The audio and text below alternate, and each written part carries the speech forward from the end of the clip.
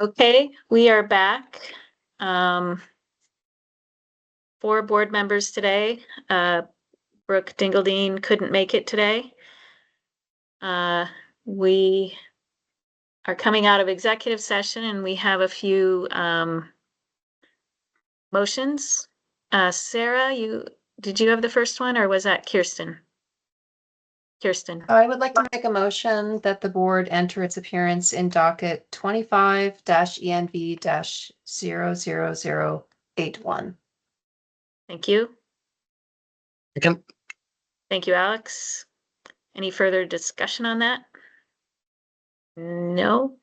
All those in favor, please say aye. Aye. Aye. Aye. That is all 4 of us. Thank you. And then Alex, you have another motion? Yes, I move to authorize our enforcement team to send a notice of alleged violation in enforcement case 2024_050. Okay, thank you. I'll second. Thank you, Sarah. Any discussion? All those in favor, please say aye. Aye. Aye. Aye. That is for all 4 of us. Thank you. We also would like to report that Jenny Ronis has accepted the position of General Counsel for the Land Use Review Board. Her first order of business, well, other than continuing all the important work that she is doing, is to get the paperwork going for hiring a new staff attorney for the Land Use Review Board. So congratulate Jenny when you see her, if you haven't already. And the other thing that we discussed in executive session was the governor's executive order on housing. The board will be working to analyze where we can best comply with the governor's order. And the immediate work that we need to do is report to the governor anywhere that we are limited by anywhere we have legal limits that may prevent us from meeting any of what is articulated in the order. So there are 1 or 2 or 3 things that we will be communicating immediately to the governor's office in that regard. Any questions or discussion on any of that?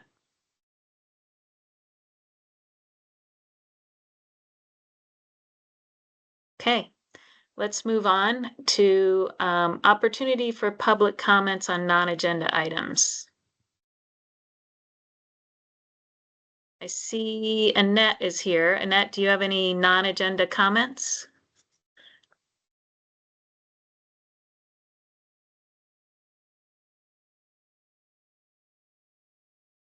I do not. For asking. Okay, thank you. Next is consent agenda, review and approve the September 15th meeting minutes. Yeah, I move to approve the September 15th meeting minutes with the several and frankly many revisions that that we have on the table. Okay, I'll second. thank you, Kirsten. And discussion. Maybe I'll start. I had some additions for, I think 3 of the different sections within this. And one was to give more detail on our conversation on the guidelines for regional plan applications. There was a little bit more detail for the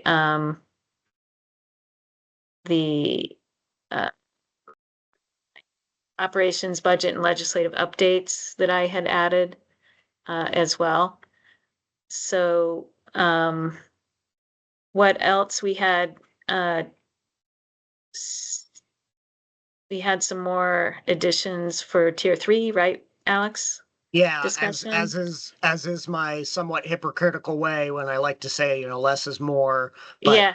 when it comes to tier 3 conversations, more is more. And so I propose fleshing that section out a bit more as to the specific topics that the board discussed. And so, yeah, revisions are, sorry, kind of lengthy there.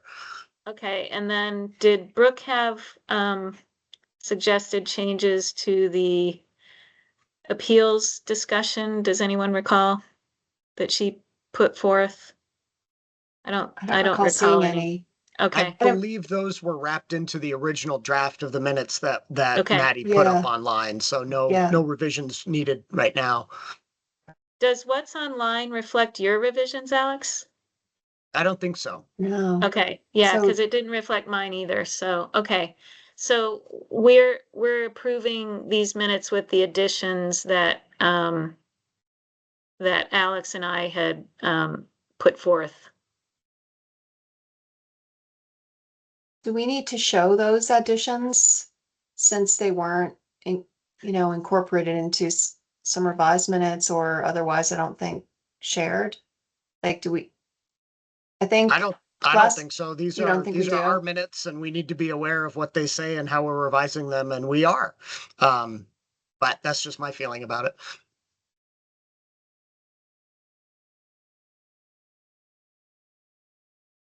Okay with that, Kirsten? Yep. Okay. Sarah, you're good with that? Okay. Okay, then let's take a vote. All those in favor of approving the minutes as discussed, please say aye. Aye. Aye. Aye. Okay, thank you. The next item on the agenda, we have received our first regional plan application from the Rutland Regional Planning Commission. And the board will forthwith make a determination of completeness and assign a board designee to coordinate the review process. And I think I'd like to share my screen here. I will show you that we can, at the Land Use Review Board website, there is a page for the regional plan approval process here. And once somebody goes there, they can look at the database, the public facing database for regional plans. And we can click here, regional plan and a tier 1B application. We're going to search to see if we have any. Oh, look at that. We do. We have one. We can view that. And we can see that it's the Rutland Regional Planning Commission pre-application, and we can see what was submitted. So there's a pre-application form that was submitted. There is a draft plan, and there are two forms of that Exhibit 2. One is a compressed version that the Agency of Digital Services provided, I guess, as part of the work on this database. And then there is a regional plan review checklist. There is a draft Tier 1B memorandum. There is a future land use map and a Tier 1B map layer. And also associated with the applicant submittals is a request from the VNRC to receive notice of the plan review. I'm going to click on the future land use map and Tier 1B digital data layer link here. And once you click on this link, it takes you to a map viewer.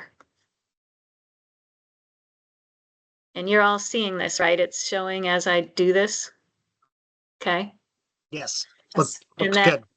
that map viewer is showing the future land use map areas. And if you go to the layers list and expand this, you can also display the proposed Tier 1B areas. They show up in this really bright green.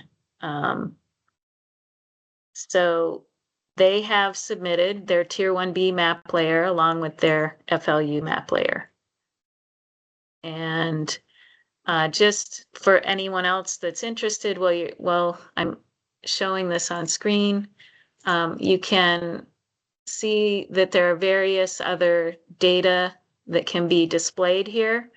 For instance, if you wanted to see where rare, threatened, and endangered species occurrences are, you could also look at that. Or if you wanted to, let's see, I thought there were, oh, there's rivers. If you wanted to see the flood hazard areas, you could display those, or river corridors. And then in addition to river corridors, there's also a small streams layer. So if you zoom in here, you can kind of see all that. And you can turn the FLU map data on and off as well to sort of see how these things correspond to the natural resources data that I put up there. So just a very quick tutorial, but you can see here, board members, that we do have the required application submittals, that being pre-application form, a draft regional plan checklist, and a draft Tier 1B memorandum along with the 2 map layers.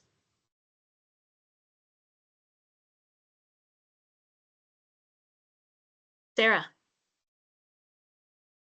I would like to make a motion that we deem the pre-application for Rutland complete and assign our chair, Janet Hurley, as our designee in this review. Okay, thank you. Do we have a second? I'll second with a clarification, if I may. Yeah. So the motion as stated by Sarah with board chair Janet as our designee to coordinate the board's review of the regional plan pre-application. Right. Yeah. Yeah. That's my understanding. Yes. Yep. Of this pre-application. Right. Yes. Yep. Annette.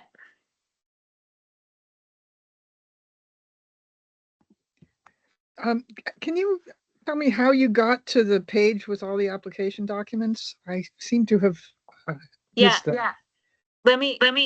Can we come back to that and Sure. Yeah, after I'll do it again. thank you. So hold on for that. Okay, any discussion on the motion? Just a question, Janet. I haven't Yeah. had a chance to look at the materials yet. So you have. Yeah. That everything is there, yes, that we're looking for and the checklist and that sort of Yeah. thing. I assume it is, but I just Yeah. wanted to be on the record that, yeah, as far as you're concerned, Yes. it's complete. Yes, and I believe Sarah has started looking at it. Kirsten, have you? I've started And you're- looking at it as well. Yep. Yeah, you're finding that things are there. So they don't just appear on screen as a named document or exhibit. They're there. Mhm. So Excellent. all those in favor of the motion, please say aye. Aye. Aye. Aye. And that is all 4 of us. Thank you. So I'm going to share screen again for Annette's benefit. And while you're doing that, if I can just blabber for a little bit related to what Annette said, I know there's a lot of work has gone into getting the database running and getting the map viewer up, and hooray that it's working. But my suggestion would be that the web page that you were just on, Janet, that you have to go to first in order to search for, regional plans. It would be great if there was just a link on that page to get you directly to the Rutland review page, or what, database page or something. Yeah. You know what I mean? We're not doing a lot of these. There's only 11. So rather than Right. having to search through our Right. search protocol, it'd be nice to just be like, oh, Rutland is what I want, and they're reviewing it now, and I just click here and it takes me where I need to go. Right. I was wondering about, can you see my cursor?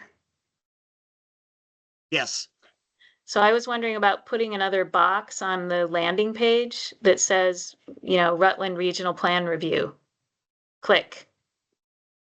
Or just a link to regional plan review, understanding that there will be several others happening concurrently. Right. Right now, you have to know enough to click on a new land use review framework for Act 181. I don't think the average Right. person is going to know to click on that drop-down menu. Right. So, Annette, if you can Could hear I me. actually jump in before you continue this for a second, Janet?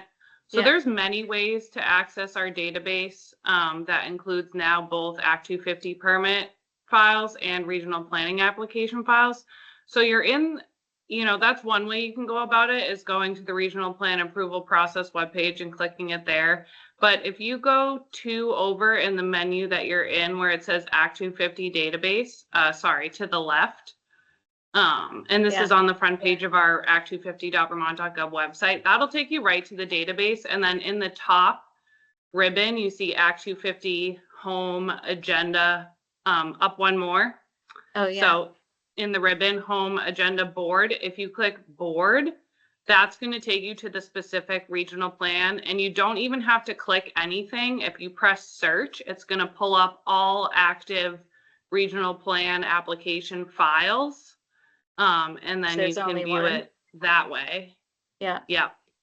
And we have a Navigating the Act 250 database webpage where we put some helpful tips for searching and querying data in our public database. And because we're doing all of this sort of as the plane is flying, I haven't been able to update that Navigating the Act 250 database webpage yet, but there'll be instructions there about how to access the regional plan application materials. So there's many places on our original act250.vermont.gov website that will take you to the database. So just wanted to flag that for you before you got too far down the rabbit hole searching in buried pages on our website. Yeah. So I wanted to say thank you. That's very helpful. And what I was wondering was, since I was not paying attention when Janet did it at first, what I did was I went to the database. And so I searched for Rutland Regional Planning Commission. I searched for RRPC. My instinct was to go to the whole database for the Rutland region. So that there is a different database for the board, I'm really know about, but I'm just wondering, is there any reason not to also put it in the regular database? At this point, yes. Okay. There are many technical reasons as to why it is the way that it is currently. And as you can imagine, we're doing our best. And for now, this is just how the data is going to be displayed. So thank you. tuned. Very helpful. I really appreciate it. So, so Annette, you saw this here, the board database sort of separate from the rest, right? If you go to the database yes, page. I'm all set, and I think anyone watching the video will now be all set, whether you go to it through the specific regional plan approval process on the board's page, or you do it through the database and look at the board link. I think that's all now very clear, and you just hit search and whatever has been filed shows up. Okay, great, thanks. Okay, thank you. Okay, let's get back to the agenda. Operations budget and legislative updates. We will be addressing the budget at our next 3 meetings. The fiscal 27 budget. Rachel is working on some final number crunching now that the Vermont Buys system is running and available for personnel figures, basically. One clarification, not Vermont Buys, it's called Adaptive Planning, which is a whole other system that we get to learn for budgeting purposes. That's right, not Vermont Buys. And in addition to talking about the budget, FY27 budget in the next few meetings, we should also talk about an FY6 budget adjustment. Right. And most of that due to the return to office planning that we are doing. And so, yes, we are also in the midst of developing a return to office plan so that we can house all of our staff across the state at our various 5 district offices. Little bit of a jigsaw puzzle. And we do need to wait to hear from A&R, particularly for the Essex office, before we finalize our plans. So we will probably be back before the board maybe as soon as next week, maybe not, depending on whether we need to wait for A&R to truly finalize these plans. What do you think, Rachel?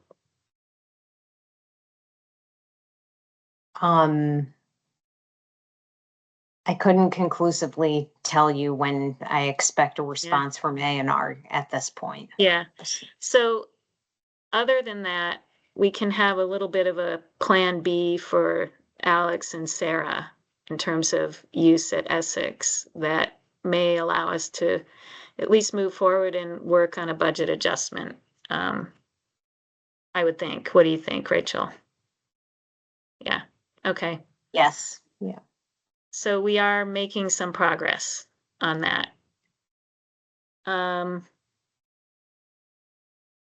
What do you have anything, Pete?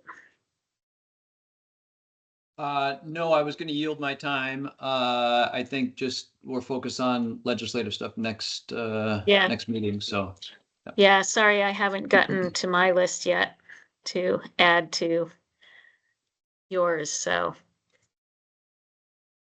things keep happening. Well, they are. Yep. And Rebecca, do you know if there's anything to report from legal?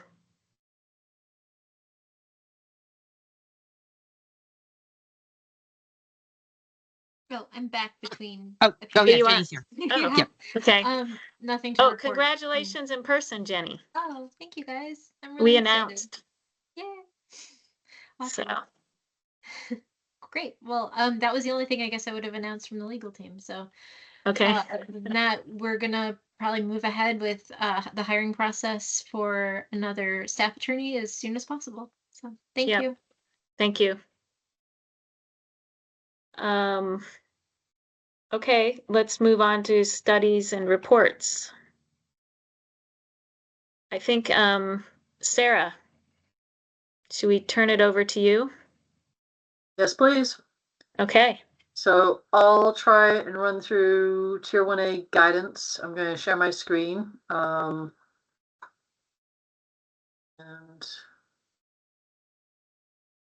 can everybody see that? Yes. Okay. So I'm not asking for approval. I just wanted to get this to the board to start discussion on this. As you can see, a lot of the guidelines mimics the guidelines that we use for regional plans. And a lot of the sort of thought process was sort of trying to keep things similar, draw from that process. I'm going to do a high level review and then I'd like to come back to questions if that's all right, rather than take them one at a time, because I think there are some things worth explaining given some of the preliminary questions that I've already heard. So the purpose, the definitions, again, very comparable to what we had before. We have definitions now for river corridor and flood hazard in here that sort of point back to the points in state statute, so we can be a little bit briefer later on. Timing applies to everything in terms of how we look at things for completeness. I think there was something that was pointed out to me in terms of we said about pre-applications getting a notice of completeness of one section and then not another. And that was, I think, one of those that was pointed out that we don't necessarily have to do it, but we perhaps want to do it. And so that will be cleaned up a bit. But a couple of interesting things just in terms of submissions is there's a requirement in Title 10, 6034 for a pre-application meeting, but not necessarily an application. It's hard to have a meeting without an application, so we're going to have an application, and we are going to deem things complete and notice things out. Some sections that are still under development, you can see highlighted in yellow are these attachments. Attachment A will be the same FTP requirements that we have for regional plans. Attachment B is still under development, and that's that GIS data layer that we'll be asking for. Attachment A is available. Correct. So, okay. I didn't know if he meant it wasn't because it was highlighted. So, well, they need to be attached, and they're not attached at this point. Okay, But yes, got it. they are available. Before I get into the pre-application, are there any questions so far with regard to the definitions, timing? I'm not seeing any hands, so I'm going to dive into pre-application. So as I mentioned in statute, we're required to have a pre-application meeting, and that's actually with a staff person from Act 250, a staff person from the relevant regional planning commission, and the municipality. It's not necessarily a meeting of the board, and it doesn't necessarily have an application. The tough thing is with Tier 1A, as soon as we get the actual application, we have only 45 days to act upon it. So the pre-application is a great time to have an informal discussion and sort of a dry run where we can have a time period where we can go out and ask questions of the same people that later on will be required to be notified and try and catch things in this process where things are still a little bit fluid and being built to say, and to sort of alert the municipality to any concerns that some of the other people that are required to be notified statutorily have or the board has. So we built a pre-application process here and reviewers. This reviewers process was something that up until I think it was last week or the week before, we were looking at something very comparable for the regional plan, and now we have a board designee. We might want to go in that direction. Again, this is something that we're sort of sifting through at this point. We could go down to a board designee versus calling these reviewers, but the fact that you don't need a formal board meeting out of the pre-application holds it to a slightly different standard than the regional plan guidance. So the idea is that we would have up to 2 board members working together with 3 staff people to do this review process. We would have a meeting in the municipality whenever possible, and we're going to hold ourselves to a hybrid standard. It's not required that we have this. Again, it's not going to be a meeting of the board, but just in terms of best housekeeping and engagement practices, to try and have this be something where as many people can attend and participate as possible. With the actual notice requirements for an application, it's the responsibility of the municipality and not of the board or Act 250 to do that. Our only obligation is to put on the website. Again, we're going to use this as a dry run to notify all the people that are going to be required of the application and give them a heads up and an ability to comment on the pre-application. Again, with the idea that more information sooner in the process is better than later in the process. After we complete this meeting and a review with the municipality, we are going to then bring our findings to the board to be able to sort of speak to what's happening and have the board sort of endorse a response. And this is a way of also making sure that the board is fully aware of this application, what's any concerns that go along with it prior to an actual application being submitted. So that is the first piece in terms of the pre-application process. Any questions on the pre-application process so far? Alex? Well, not really a question, but a desire. I understand what you said, and I understand why you are structuring it the way that you have. But I'm actually more inclined to structure it the way the statute intended, which is for the pre-application meeting to be an informal meeting with staff. And just the way it used to be when the designation program was in effect. You would have a required pre-application meeting with staff for the designation program, make sure you understood what the requirements were and all of those things. And that the actual notice for all the parties and all of that happen when the formal application is filed, or ahead of the formal application being filed if it has to be. So yeah, that in a nutshell, I'd like to restructure it and put less emphasis on the pre-application protocol. I'd like to disagree, because at least for these first few, maybe the first few years, I don't know. This is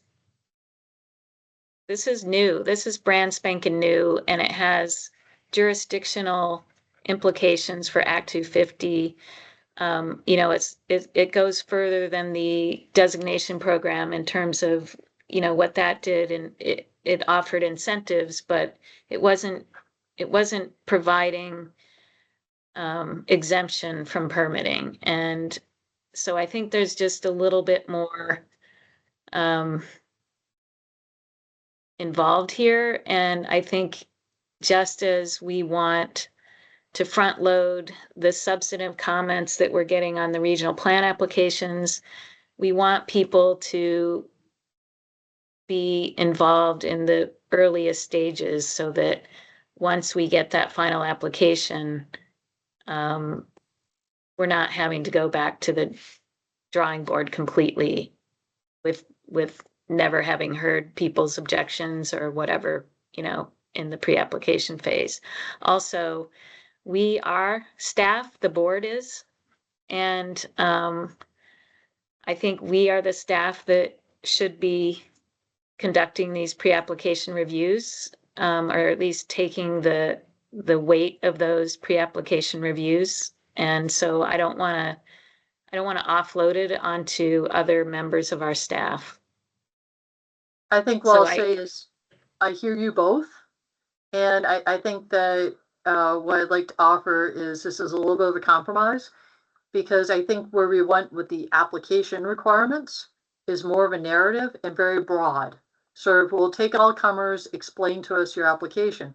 And because it's very broad and not limited to a checklist or a scoring, it's a little bit less certainty for people in terms of specifics. And so I think that when you're opening it up to a larger sort of interpretation, I think the offset is for that is you might have some of our partner agencies or sister agencies that might have more concerns that are perhaps better to flesh out sooner in the process rather than later. I think I would feel more towards Alex's side of, let's go with less in this process if we didn't have sort of the broad narrative style application that we have. If it was a more limiting application. So I think there's a little bit of a balance to be struck. So I hear you both, but what I'd like to do is, I think this sort of leads into the next part, which is the application, and perhaps an area. I think when we take a look at the whole process, we could tweak this a bit more if we wanted to. So it's all right. I'm going to dive into the application itself. Well, just one little point that I want to still stand on is that we want municipalities to make this application. The more the process, the more onerous and lengthy and involved the process is, the less likely we're going to see applicants for it. And I think it's not unworkable the way you've proposed it at all, but it doubles up on the process that the statute intended and specifically spelled out. For example, I think the notice provision is going to have to happen twice, right? Because you can't provide people notice at the pre-application phase and not also provide them the same notice at the application phase, which is when there is a formal application in hand and there's something, more substantive to look at.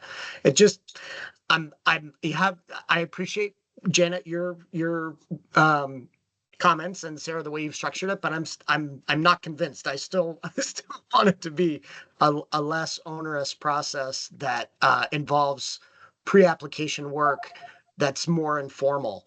That's all. 0252.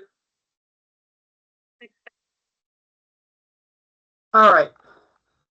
Sorry, I thought I disconnected Bluetooth there. No problem. Go ahead, Sarah. Dive into the application. All right, and I think the last thing is I think we were asked the question too in the process was, could there be multiple pre-applications? Absolutely. It's a time where there isn't a fee. It's a time where we want to make our staff and ourselves available to municipalities to help them through the process. And I think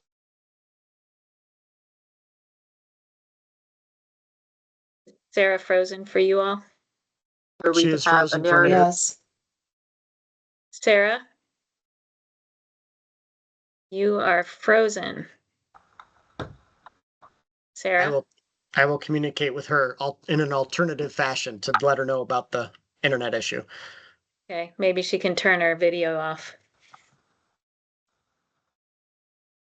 And maybe I could share. You're just frozen, Sarah.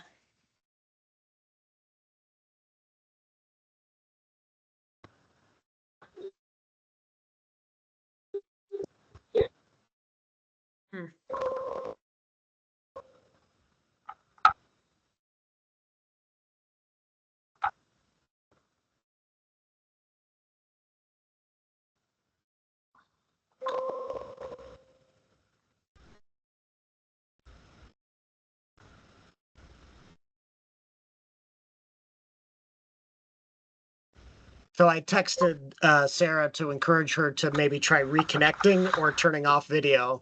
We'll see if she gets those communications. Okay. Can we kick her out of sharing? I think so. If I just share on top of it? I think I can do that. Or you could share on top of it. That'll do it. Okay, so I'm sharing on top of it, I think.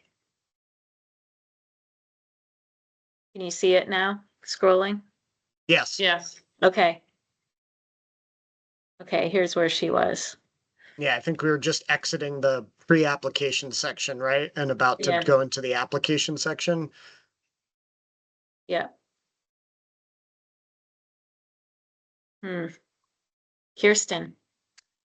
Well, maybe while we're waiting for Sarah to get unfrozen, I'll just add to the earlier discussion that I lean more towards Janet and Sarah as far as the board kind of carrying, the idea here being that we're also staff and we would be carrying the ball on the pre-application meetings and discussions.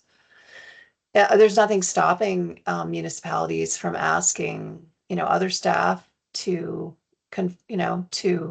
answer questions or what have you. I think this will all be, as Janet mentioned, figuring this out with the first few, and maybe for the first few, maybe on a more extended basis, we'll kind of figure out what works best and maybe we'll adjust. Yeah, and to be clear, I don't have any opposition or concern about the board being the principal staff to facilitate these Tier 1A reviews, pre-application or otherwise. I agree. My concern is that I would prefer it to be, as I said, per the statute, which did not envision a public hearing for the pre-application, did not envision notification to interested parties during the pre-application. It envisioned a meeting with staff on the pre-application so that we could discuss and give some advice before they submit a formal application. Well, maybe I'm Yeah. misunderstanding that meeting component of the current draft model here. I'm not interpreting it that it would be a public, hearing that way. Am I not? No, it's not a public hearing. Hi, Sarah. Are you back? Yep, sorry, Okay. malfunction. I'm turning off my video. Are you sharing, Janet? Yes, I am. Can you see Thank it? you. Yes. Okay. Would you mind? I apologize, Kirsten, I missed your comment. So Kirsten was just agreeing with me about the thrust of this pre-application versus Alex's thrust. And Alex is pointing out that statute anticipates a meeting with staff, not a public hearing. We're just noticing or showing that it's not a public hearing that's proposed, it's a meeting. But I hear your point, Alex, that this isn't supposed to be a big deal. It's supposed to be a pre-application meeting with staff, could be board being the staff, that indicates in the end, is this municipality ready to apply? And I think Sarah is trying to sort of go a middle way here. And I think for now, let's just have Sarah continue where she left off. My apologies. I think my computer's stable, but my internet connection might not be. So if worse comes to worse, I'll call into my phone. But what I would like to quickly get through is the application process. And you're at that, Janet, the 2.200. And so this is once we get the application in and it's deemed complete, we have 45 days to get this to the board and issue a determination. I think the other interesting thing is the notice is on the municipality, and also the RPC has to notify.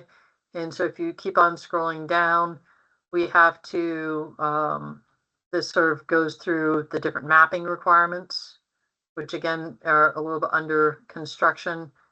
And I'll get to C, which is the flood hazard and river corridors part of the application. So last time that you saw this all, it was in the framework, and this now is a bit more clarified. And we tried to again define these two areas: river corridors, flood hazards, and both of these should be on that Vermont Flood Ready Community Report listing. If they're not, then you can get a read from ANR as a last resort, but that is pretty comprehensive in terms of who has river corridors and is participating in NFIP. So that's the first part under C. Again, you've seen some of this before. I'll just try and point out some of the differences. Unified bylaw or zoning and subdivision regulations submission. We had some good discussion about bylaws, regulations. We defined that term, so it's sort of all the above. We are asking for a narrative as well as actual copies of these regulations in PDF. Form and scale, we cleaned this up a bit more and tried to frame some of the language in terms of explain to us how these things meet some of these generalized requirements. So this has not changed all that much since the framework, except that we are asking people to describe, explain, detail how these things are all met.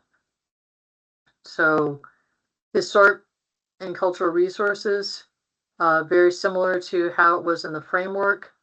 I'm trying to think of any differences there. Natural communities, again, from the framework, the one thing that I'll note within natural communities that we're working on right now is we do have a community that's interested in creating a model bylaw. And that is something, if we can advance that ahead of time with ANR, where we could have a community adopt a model bylaw of like a page that they could put into their regulations. That might be a way to go in terms of just being a lot clearer of how to handle these resources if you can't exclude them from your Tier 1A area. Water, wastewater, again, we're leaving sort of the door wide open to both on-site decentralized type of solutions as well as more of the traditional centralized, and explain to us. I did get comments at the very end of last week from A&R about this, and they pointed out some of the things that were lacking in the framework that we're addressing here, such as a definition of what decentralized is. So I think we've made some progress on that front. Very willing to continue to have conversations with them. And then the last thing is the fee.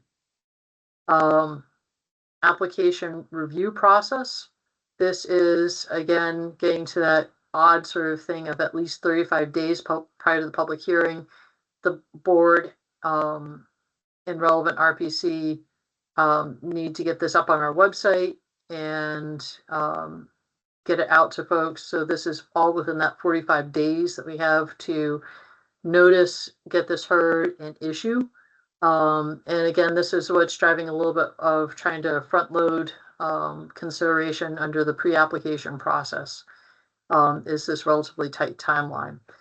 So I think if you scroll down a bit, Janet, just to get you through the actual application, I'm not sure if I'm going to get into the redetermination today, but this gets into that whole process of a couple of things just to point out. We don't have interested persons under this. So again, it's really the public. We don't have objectors that we do under the regional plan process. So it's how do you handle public comments? There isn't necessarily an appeals process for this. So not spelled out anywhere with Tier 1A. So I think the idea is to try and be inclusive and listen to folks as much as we can in making our determination.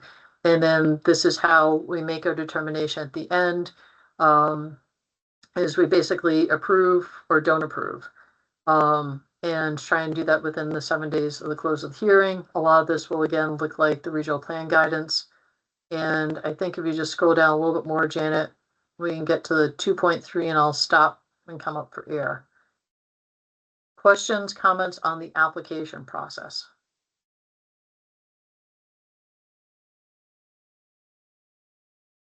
Annie. Just the notice provision, Sarah. So the applicant's required to provide a notice when they submit a pre-application, but then there's also a notice at the application phase related to our public hearing, right? Correct. This is the required, this is what's spelled out in state statute, is all the people that need to be notified. Correct. Okay. And the obligations on the applicant, not on the board to notify. So a bit of a different process than the regional plan guidance. So I want to be cognizant and apologize for my technology malfunction that we're at the time that I had to present this. I'm happy to quickly go into 2.300, the review of status, and can get through that probably another 7 minutes if people are willing to grant me that. I'm certainly willing. You know, we normally go a bit longer than this. We had a lean agenda, so I'm willing to go further. All right, I'll be relatively quick then, if I'm not seeing anybody object. The review of status is very important, and I think is an area that we are going to continue to work on. So I think some of the questions and comments that I received, I'd like to sort of address as I go through this. But I think the first thing is, as we move forward from the framework into the guidance, is the Tier 1A status does not expire. So the Tier 1A process or Tier 1A designation would continue unless the board does something to modify or revoke it. So I think that's the first sort of thing going into this. And what happens with the review of status? This is another area, Alex, that doesn't necessarily prescribe a hearing process, but I think it is one that wants a hearing process, because under the review of status, we could modify or revoke a Tier 1A. So I think we're best to do that in a hearing type process that is sort of more formal and people are notified of, rather than walk into this as just a meeting and then look to have to warn something or change it. The other thing that I want to note is a review of status is something that does occur at the 4 and the 8 year period, but we as a board can request at any time. And so this is a little bit of a different process too. If we were to decide that we wanted to review a municipality's Tier 1A status, and it could have the impact of changing, modifying, or revoking their Tier 1A, we want to give them more time to prepare for that. So I think that's where, with this, it's a little bit of an opposite with the pre-app, where it's when we notify a municipality, we want to give them time to be able to prepare, be able to come in and have a good discussion with us. Some of these things, like the 4 and the 8 year check-in and review, are going to be pre-programmed from the start. Those are to be anticipated. But you could have something come up where you could have a municipality that could revoke floodplain or river corridor bylaw, and we might want to see them back in to have a conversation around that. Let's give them 90 days and have them come in and have a discussion and have it be a formal hearing. So if we need to do something. So this gets into that notice to municipality. We're going to give them 60 or 90 days to be notified and come up with a response. We're going to hopefully at some point develop a framework, some sort of a template for municipalities to come in with. But this is just mostly talking to that process right now. And I think I went through the public hearing process a bit. If you continue scrolling down, we get to the, again, we're going to look to have a hearing in the municipality, what the process is, that scope of review. If you scroll down to that, that gives us our options. Is we can affirm, we can amend, we can require corrective action, or we could terminate. And so this gets into, much like other Act 250s, where we could have a -1, -2 with amendments. This process is how we would amend a Tier 1A. We could add areas in, we could remove, we could put somebody on notice to change. And I think this is a process by which we can do that, which I created. And I think if you scroll down just a little bit further, you get in for, which is a termination, which would hopefully be something we would not do, but we needed to spell out a process for. So this is an area that obviously I think we have some time on before we get to the point of first approving a Tier 1A. And this is something that definitely we do want to build in a lot of metrics around, some expectations for what the review process looks at the 4 and the 8 year period for municipalities, what it would look like if we asked for somebody to come back in sooner, or if we needed to put somebody on a corrective action. So granted, I know that people want a lot more specifics around it, and this is just sort of the first go. This is the first time that I think the board's seen this. So I appreciate generalized comments on this. Alex, Kirsten, have any thoughts? I like that second section about status updates. It seems efficient, and just look at I think that's good. But just look at the 60 and 90 day numbers. I'm having a hard time understanding how the 60 and the 90 relate to each other, and whether by indicating those two, you end up with a much more narrow 30-day window in which to do anything. We don't need to talk about it now, but just sort of play it out in your head. And but otherwise, this section I like. Isn't the 90 days just to give the municipality enough time to respond to our request? Correct. The 90 days is when we hold a public hearing, not more than 90 days from the date of the request for review. That limits us to how long into the future we can hold the review. We can't request it and then give them 6 months and then hold the hearing. This says I think it says we have to hold it within 90 days from when we request it. Which section is this? 2.304. 304. Oh, there. I'm sorry.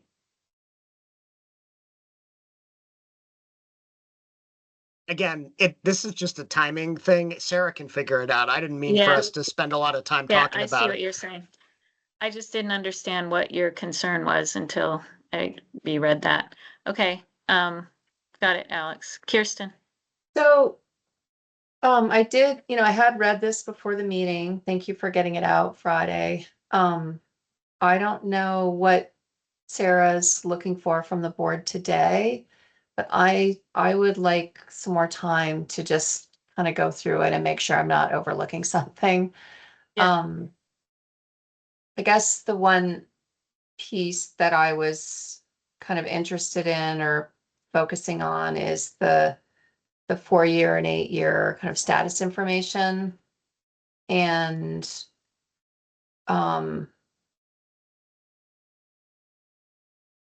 it looked like, and I don't have it in front of me, but the municipality can bring in updated future land use mapping information to see if there's been any changes.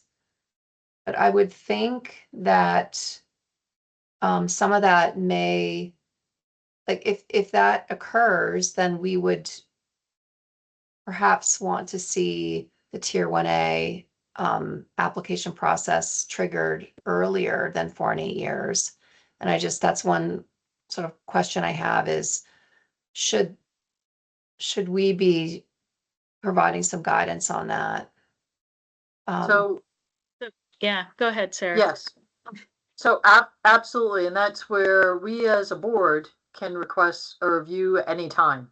So if we approve a regional plan and we know that it modifies the underlying flu area within our Tier 1As, we could immediately as a board say, we'd like to see you back in, give them the 90-day period and have them back in right at that time that we amend the flu map if we choose. So we can choose a review at any time. And that's where I think this is an area that I recognize that we're going to need to provide some specificity. Before we start approving Tier 1As, we should let municipalities know what is going to be expected in this future review process. I think Alex earlier likened this to the downtown board. The downtown board did have times for check-ins after. Sometimes you got approved with a check-in requirement into the future. We should be doing the same and sort of thinking that through. So I think there's that. I think the other thing too that I want to be cognizant of, and just, I'm not looking for a decision today. I wanted to bring this forward to you as sort of a first introduction before we start talking about this more with people. We have from now until the first of the year to actually get this fully approved by the board. I'd really love to get the board's input. And then in a couple of weeks, we're going to be going out and presenting information at a couple of municipal A&R Municipal Day, VLCT's Planning and Zoning Forum. Continue to get public input on this, and try and address as many questions as we can as we build this before we get the board to actually approve the guidance. I'm also working on an FAQ about the administering and enforcing piece because we've got a lot of questions around that. And so I think no decision today, just looking to try and get questions and start more of a dialogue. So Sarah, I like the 4 and 8 year check-in protocol in part because it seems more simple than the full-blown original Tier 1A application process. But what about the scenario where the municipality wants to come back to us sooner than their 4-year or their 8-year or their whatever specified by the board year check-in? Like, let's say a municipality changes their zoning 2 years in and they're like, okay, we're ready to expand our Tier 1A area. What's the process then? Do they have to go through the whole application process again, or is there some expedited version of it? I believe that the intention is that they can also ask for a review of status. I'm trying to get to that point on my version where So I think the formal process for that would be that they would come and ask the board for this review of status. Again, this gets to, we need some templates and some forms around this, but let's say a municipality wanted to come in and include additional lands, they could come in through this review of status and ask to have a meeting with the board to modify the Tier 1A status. Maybe add that to that paragraph there, Sarah, that option. So, Yeah, I don't see it in the current language, but if you're comfortable adding it, that would be great. And then it'd be interesting to get, Kirsten and everybody else's comments about whether Yeah, I'm that's not appropriate.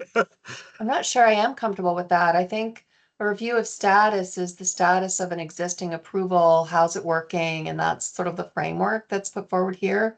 I think if a municipality is bringing forward together or bringing forward a new proposal or something different or expansion, you kind of have to run that through the gauntlet of an approval process, like standard review.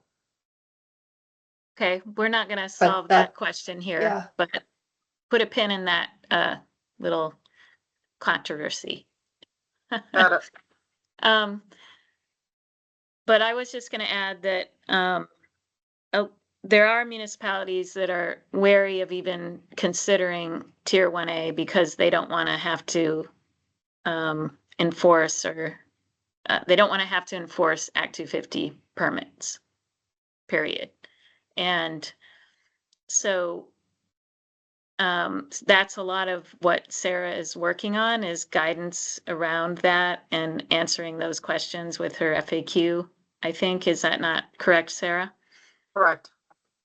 But I was just going to have you imagine that, say, we give Tier 1A status to a municipality, and then we find that the administrator of that municipality is calling our district coordinator multiple times a week or so to try to understand, how they can enforce Act 250 permit conditions.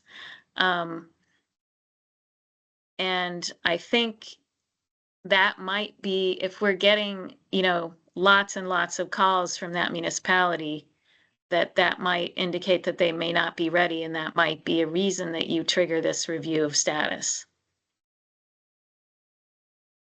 So I think this goes to preloading the process. Is I would love to be as supportive as we can for municipalities to come through this. I'd love to get as many applicants as we could engaged.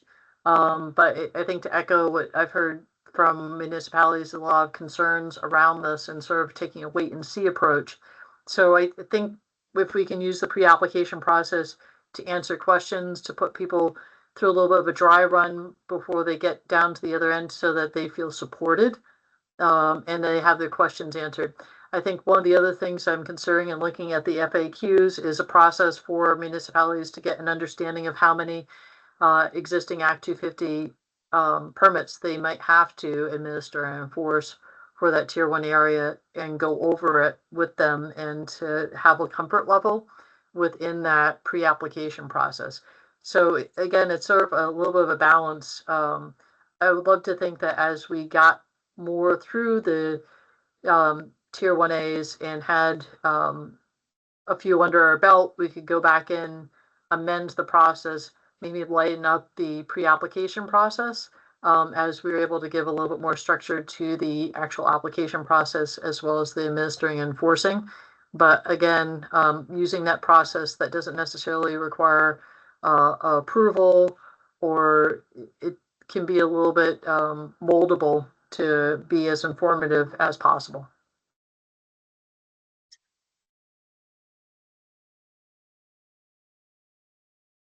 Alex?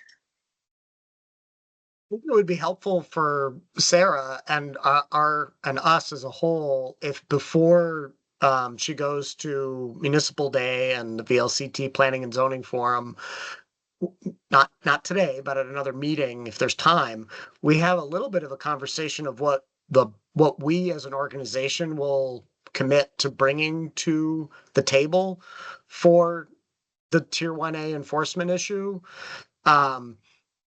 These guidelines are very much about what our review process is, right? And that's appropriate.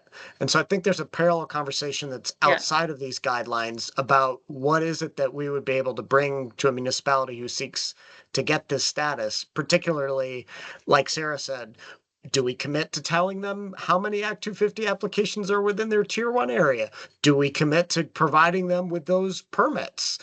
Do we commit to providing them with some level of coaching at the front end about each of the permits that they are inheriting? Like, what are we actually willing to commit to so that municipalities that Sarah goes to talk to can be like, oh, okay, that board's thinking about what we might need and, you know, what they have the capacity to provide. Yeah, I think that's what the FAQ that Sarah's working on is intending to address. Is that correct, Sarah? Yes, and absolutely. I'd love to have a future conversation. I recognize I couldn't get through all of this today. Interestingly, in statute, what we're required to do is provide this application guidance, which absolutely, as you can see, we're on track with that. What's not required, but perhaps more important to municipalities that are sitting on the fence, is information around what the administration and enforcement piece is. If you take a look at 24 VSA 4460 G and H, that provides some statutory guidance, but I think the more that we can be clear in terms of what sort of support we're able to provide behind that, I think will be very helpful. So I absolutely would love to bring that back to the board at a future meeting. Kristen. Yeah, I think Alex brings up a really good topic and look forward to that conversation when there's bandwidth. I just wanted to go back to the item that we put a pin in. Just to be clear, I wasn't envisioning that an entire Tier 1A area would be back on the table.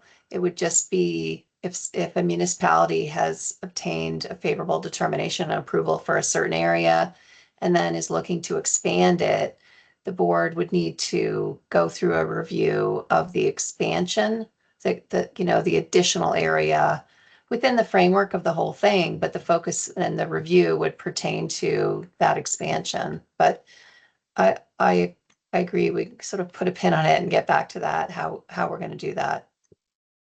Absolutely. Well, thank you guys. I apologize for my technical malfunctions. My computer is very hot and it's cooled down considerably now and is much happier, but thank you for letting me sort of throw this to you guys for a first discussion today. I promised Brooke I'd catch up with her on this too, and just very much appreciate some of the thoughts and feedback and look forward to continued discussion. Thank you, Sarah. Any questions or comments from anybody on the Tier 1A guidance, application guidance as it stands?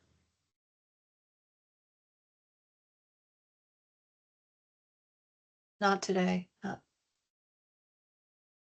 I'll just specifically ask Annette, since she's our sole public participant today. Annette, you have any thoughts to share on this draft guidance? Well, I am following along with all of the discussions, and I will say that at a certain point I get to the eyes glaze over phase. It's just, it's so complicated.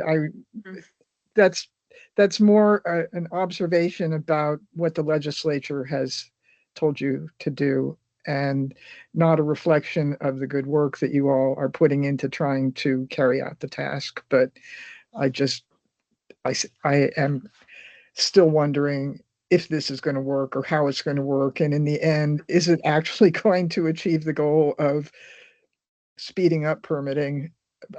Because I keep coming back to saying Act 250 is a good law and we should support the program and make it work better, which you all are in a very good position to do. So if anybody asked me at the legislature, not that I expect they will, but that's so far what I'm thinking, and I would love to be proven wrong, but I applaud your efforts and thank you for the good work you're putting into it. Thank you for following along and applauding our efforts, Annette. Okay, so I think that that is all we had on our agenda. Unless there are any reports from others on work that they're doing in terms of our Act 181 tasks.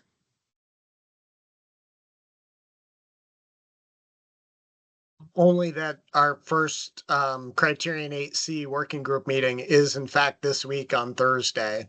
So for other board members beyond Kirsten and myself who are, we're not aware of that. That's kind of a milestone. We're kicking off the work on the Criterion 8C rulemaking. Great.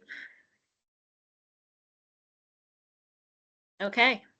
Well, there's only one thing left to do, I think. I'll move to adjourn. Thank you, Alex. I'll second. Thank you, Kirsten. All those in favor of adjournment, say aye. Aye. Aye. Aye. That's all 4 of us. Thank you, everybody. We will see you soon.